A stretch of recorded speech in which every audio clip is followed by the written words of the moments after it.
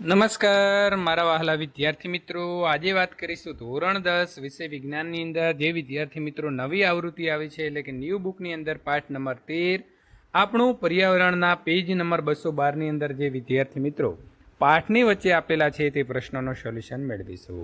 એ પહેલાં ચેનલની અંદર પ્રથમ વખત આવ્યા છો તો વિદ્યાર્થી મિત્રો ચેનલને ખાસ સબસ્ક્રાઈબ કરી તમારા સાથી મિત્રો ધોરણ 10માં અભ્યાસ કરી રહ્યા છે તેમના સુધી આ વિડીયો શેર કરવાનું ભૂલશો નહીં। વિદ્યાર્થી મિત્રો પાના નંબર 212ના પ્રશ્નો બે આપેલા છે। પહેલો પ્રશ્ન છે કે પોષક સ્તર એટલે શું? એક આહાર શૃંખલાનું ઉદાહરણ આપો અને તેમાંના વિવિધ પોષક સ્તરો જણાવો।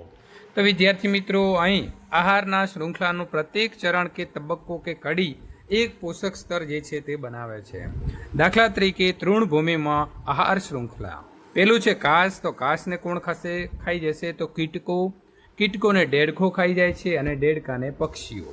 તો ઘાસ એ ઉત્પાદકો અથવા તો પ્રથમ પોષક સ્તર છે, જ્યારે કીટક છે એ પ્રાથમિક ઉપભોગી છે અને દ્વિતીય પોષક સ્તર ધરાવે છે।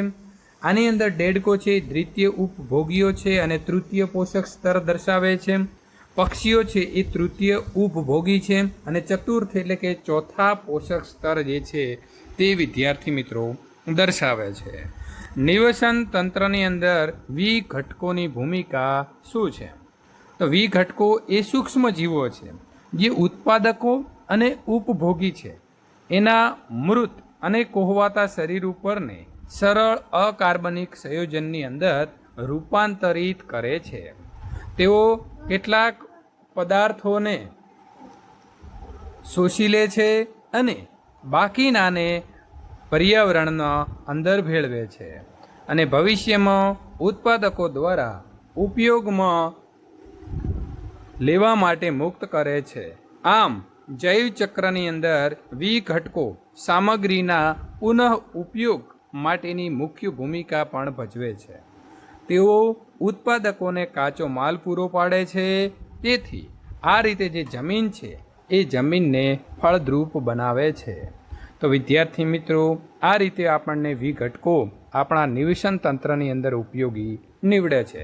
તો મિત્રો આ પ્રકારના પ્રશ્નો અને આગળના પેજનું સોલ્યુશન મેળવવા માટે અહીં આપેલી એન્ડ સ્ક્રીન ઉપર ક્લિક કરો અને ચેનલને ખાસ સબસ્ક્રાઈબ કરી તમારા સાથી મિત્રો સુધી આ ચેનલનો મિત્રો વિડીયોને શેર કરવાનું ભૂલશો નહીં। જો વિડીયો ગમતા હોય તો લાઇકનું બટન અવશ્ય દબાવી દેવું।